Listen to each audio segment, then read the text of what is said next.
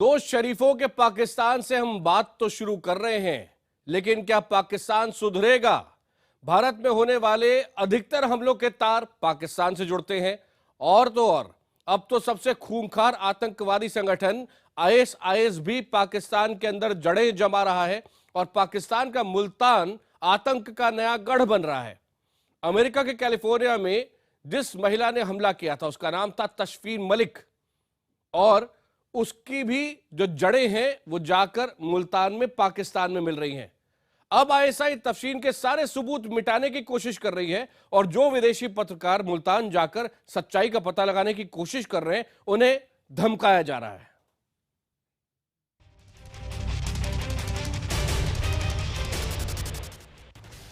पाकिस्तानी मूल की तशफीन मलिक और उसके पति रिजवान फारूक ने 5 दिन पहले अमेरिका के कैलिफोर्निया में अंधाधुंध गोलियां बरसाकर 14 लोगों की जान ले ली।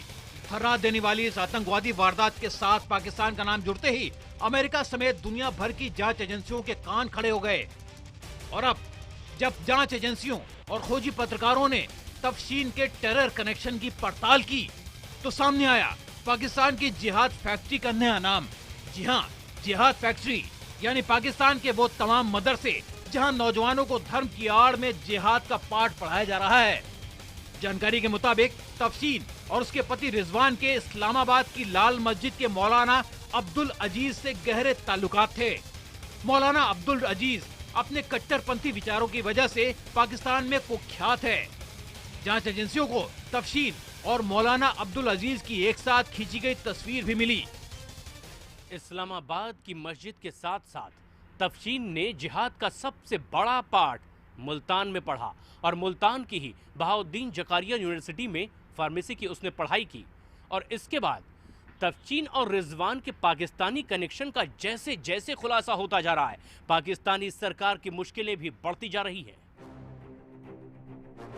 आरोप लग रहे हैं कि तफसीन के दिमाग में जिहाद का जुनून पाकिस्तान में ही भरा गया।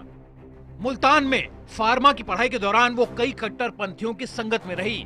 आरोप यहाँ तक लग रहे हैं कि तफसीन ने सोची समझी साजिश के तहत ही रिजवान फारूक को अपनी मोहब्बत के जाल में फंसा। फिर रिजवान से शादी करके वो अमेरिका पहुँच गई और उसने रिजवान का भी ब्रेन वॉश कर दिया। रिजवान अमेरिकी नागरिक था और इसी के बाद दोनों ने मिलकर कैलिफोर्निया शूटआउट को अंजाम दिया। इस वारदात में मुल्तान का नाम सामने आने के बाद दुनिया भर के पत्रकार मुल्तान पहुंचने लगे, लेकिन मुल्तान पुलिस ने होटल में ही इन पत्रकारों को नजरबंद कर लिया। यहां तक कि तफसीन के यहां के पूरे रिश्तों और कनेक्शन की पड़ताल करने से उन्हें रोका गया। इससे एक कदम आगे ये भी कि होटल से बाहर तक इन विदेशी पत्रकारों को यहां निकलने नहीं दिया गया है। मुल्तान में नजरबंद किए गए वॉशिंगटन पोस्ट के पत्रकार टिम क्रेग ने ट्वीट किया, पाकिस्तानी अफसर पत्रकारों को होटल से बाहर नहीं निकलने दे रहे हैं। मुझे भी मुल्तान के होटल से बाहर जाने से रोक दिया गया है। पाकिस्तान अफसरों का कहना है कि मैं विदेशी पत्रकार हूं और मुझे तुरंत इस्लामाबाद लौट जाना चाहिए। एक तरफ तो पाकिस्तानी अफसर इस बात से साफ इनकार कर रहे हैं कि मुल्तान में ही तफसीन को जिहादी का पाठ पढ़ाया गया, और दूसरी ओर विदेशी पत्रकारों को यहाँ उनकी जान का खतरा बताते हुए डरा रहे हैं। बताया जा रहा है कि विदेशी पत्रकारों को मुल्तान में रिपोर्टिंग करने से रोकने वाले अफसर पाकिस्तान की खुफिया एजेंसी आईएसआई से जुड़े हुए हैं। पत्रकारों को डराने धमकाने के लिए उन्हें मुल्तान में जारी शिया सुन्नी विवाद की भी दुहाई दी जा रही है। हम बता दें, मुल्तान को सुन्नी चरमपंथियों का गढ़ माना जाता है। तफसीन से जुड़ी सच्चाई को छिपाने के लिए आईएसआई के अफसर किसी भी हद तक जाने को तैयार दिख रहे हैं। यहाँ तक कि वो विदेशी पत्रकारों के साथ मारपीट से भी बाज नहीं आते। वो पत्रकारों को धमकाने के लिए अमेरिकी पत्रकार डेनियल पल की गला रेत कर की गई हत्या की कहानी भी सुनाते हैं। पल की 2002 में मुल्तान इलाके में ही आतंकवादियों ने अपहरण करने के बाद बेहद बर्बर तरीके से हत्या कर दी थी। सूत्रों के मुताबिक तफसीन का मुल्तान कनेक्शन सामने आते ही आईएसआई के अफसर उससे जुड़े सबूत मिटाने में जुट गए हैं। शनिवार को कुछ अफसरों ने बहाउद्दीन यूनिवर्सिटी का दौरा भी किया और तफसीन से जुड़े सबूत मिटा दिए। साथ ही यूनिवर्सिटी के टीचरों को ताकीद की गई, खबरदार विदेशी रिपोर्टर से बातचीत मत कीजिए। इसी बहाउद्दीन यूनिवर्सिटी में तफसीन ने फार्मा का कोर्स किया था। दरअसल मुल्तान को जिहाद फैक्ट्री का नया गढ़ माना जा रहा है। अफगानिस्तान सीमा से सटे होने के चलते आईएसआई यहां चरमपंथी गुटों को जमकर हवा दे रही है। आमतौर पर भारत के खिलाफ हमले के लिए भी आतंकवादी गुटों को यही ट्रेनिंग दी जाती है, लेकिन मुल्तान की जिहाद फैक्ट्री से निकली तफशीन की करतूत ने मुल्तान को पूरी दुनिया में बदनाम कर दिया है।